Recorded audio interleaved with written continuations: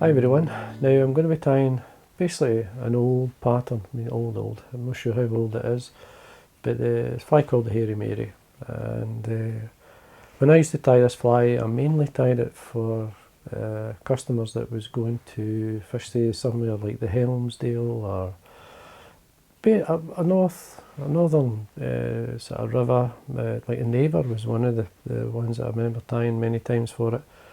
And it was a great summer fly. It fished quite a lot in the dropper, and one of the main dressings I did, I actually used the bucktail. This is a white bucktail. Let me see if I'll zoom out a wee bit so you can actually see the whole thing. Makes it easier. Right, this is the white bucktail, obviously a full tail. But on the back of a bucktail, when you want to tie Hairy Marys, I always looked for a nice brown in the back, and it was actually for two flies. The main two flies I would use that hair on was Thunder and Lightning in the similar style, and the Hairy Mary, and it was the best.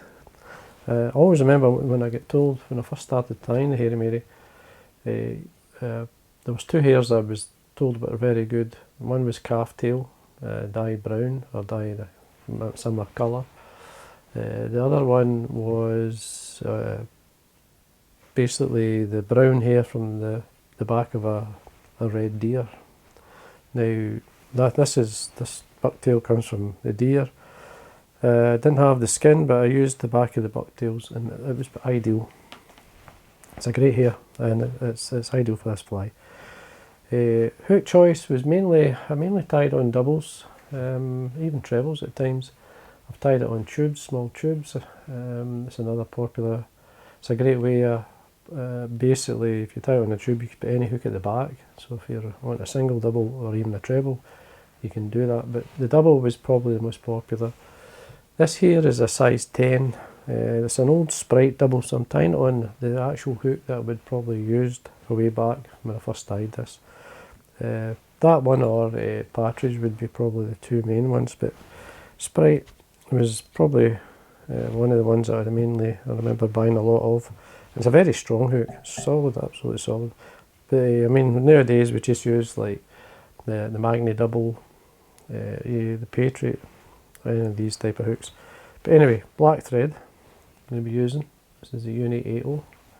You have waxed it, so start at the eye, just come down maybe a good half dozen turns. I'll remove the waste, and then I'm going to tie in a small oval gold tinsel. Now the main sizes I tied these flies were 10s, well, I mean I tied size 8s as well, but size 10s, 12s and 14s were the kind of main three sizes, and it was it was mainly it was to be fished in the dropper. Now I'm going way ahead of myself. So I've cut the ribbon the way down. Now I've got to basically in line with the point of the hook. Then I'm going to wind down 4 turns normally, and then onto the 5th turn I come between the hooks and bring the oval tinsel between. Now you can bring it over the top or underneath, it's up to yourself. Now what I normally do, because I like to do it that way, I'll take the thread up, come back down. So basically separated the rib, because this is the rib as well, don't take it away. I've separated the rib and obviously protected. If I do lose the tag, the rib should be fine. Now for the tail, I'm going to be using, this is a crest, golden pheasant crest. Just going to use depending on how good these are, they're all over the place nowadays. So I usually take, these are not too bad actually, quite nice and dense. So I can get away with a single one. As you can see, it's like twisted like an S, which is not handy if you want a nice curve like this. So, but it's easy enough to sort out. So what you do is, there's the tail length. It's up to yourself. It can be. I've tied it quite long.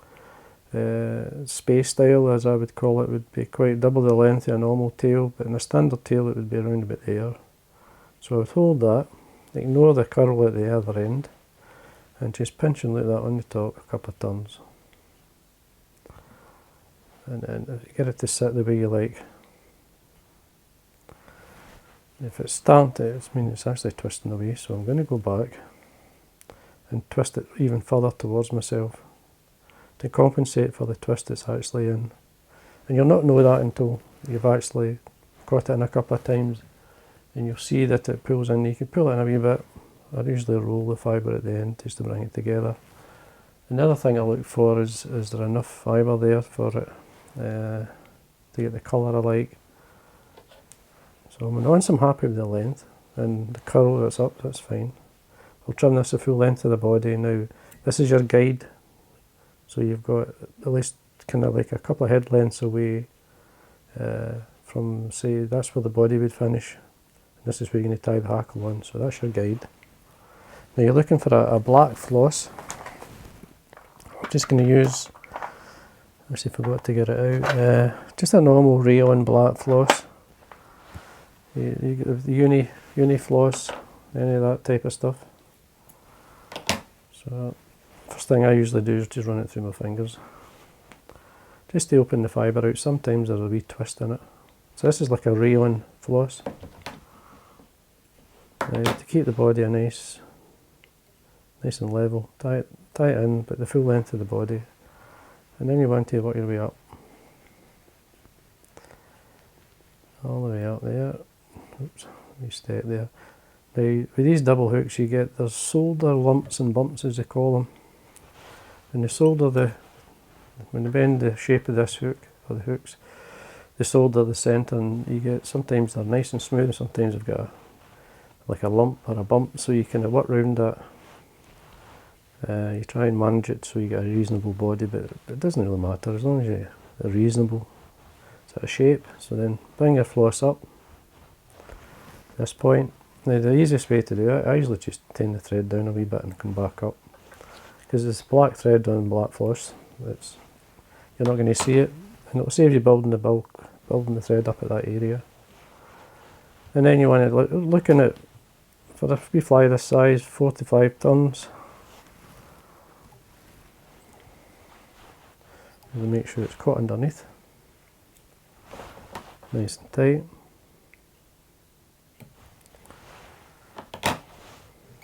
Now I did wax the thread before I started, so I usually pull a length out. I can see that it's getting on it, but at this point, this is where you want to make sure you do wax your thread. Now I'm going to be using depending on the blue, I mean I've used quite light blue, I've used quite a darkish blue. I mean there's two colours that I'm quite happy to use. It's a teal blue. Some would say that's more a teal blue. It's slightly more kingfisher, but it's saying that it's an in-between. So as long as it's not too dark, I would always use this kind of colour. Now these are cock hackles, but these are from a Chinese neck. An Indian neck will give you the same, but we use these all the time. We did buy hen, but these, to me, these are the main ones that I personally used anyway.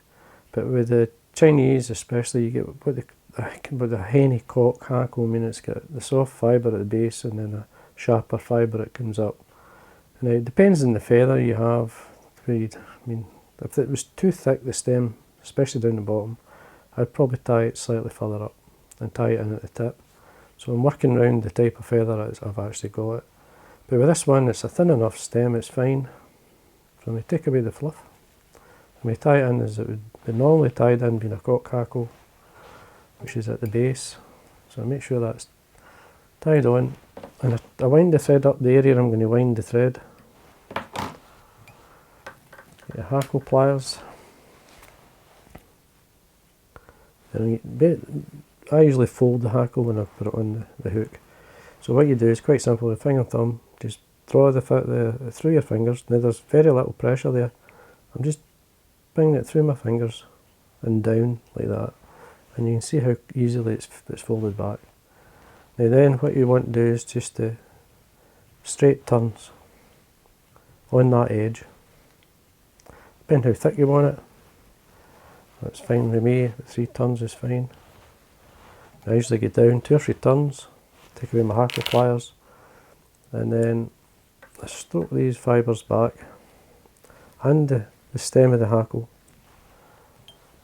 fold it back, And then I usually just pull it out, keep the thread tight, I ping off the tip. And then I kind of roll these fibres. Now you can bring these fibres down either side if you want.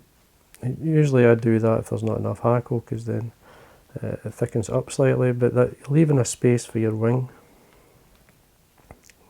So I'll just leave it like that, just draw it down. So you can put a kind of space there, just for your wing to sit on top. Now the wing, as I say, is this brown bucktail, or the brown side of the white bucktail anyway. So you bring out enough fibre, and I'm going to stack it. Now before you do that, you've got to take away with this underfur. A couple of ways you can obviously pull it off like this, or you can bring it through a small comb or a brush just to take away this underfur.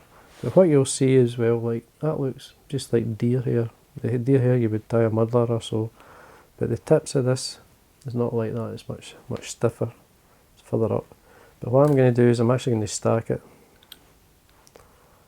So tips first into the stacker. And tap it on your desk.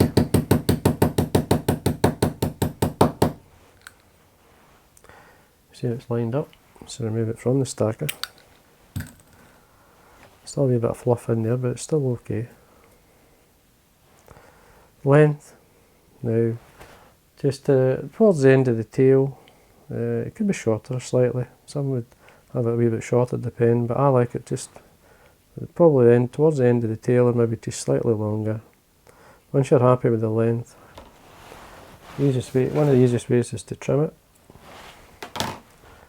Important that you do wax your thread, come on the top. There's where the material, what you do is you want to take your thread turns into these cut ends. Hopefully you can see that. I'm trying to get my fingers further back so you can see. Now basically what you do is bring your thread up, cut it in to these cut ends, keep it going. So you've got a couple of times through the centre of the cut ends, making sure it's on the top. Now if it does run round with the turn of thread, you just use your nail, just bring it back on top. Keep it nice and tight.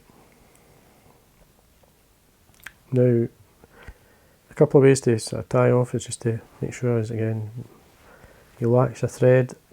I like sometimes to come to the front and then work up. As long as I've caught the ends down and they're not sticking up, I can then just build up the head.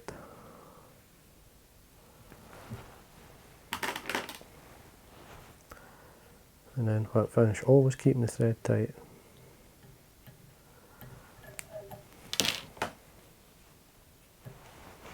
So you drop the ring a wee bit.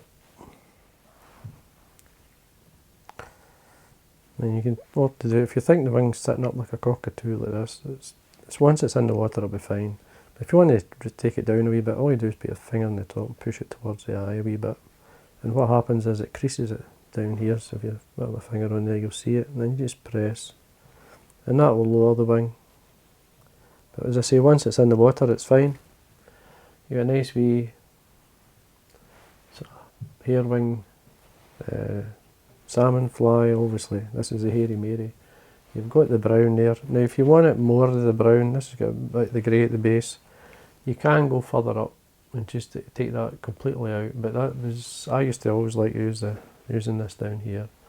And because this was a dropper fly and I wanted a light fibre on it, and the quickest way to varnish your fly is to, well, I always did it this way. This is Loctite super glue. I just tap the head all the way around.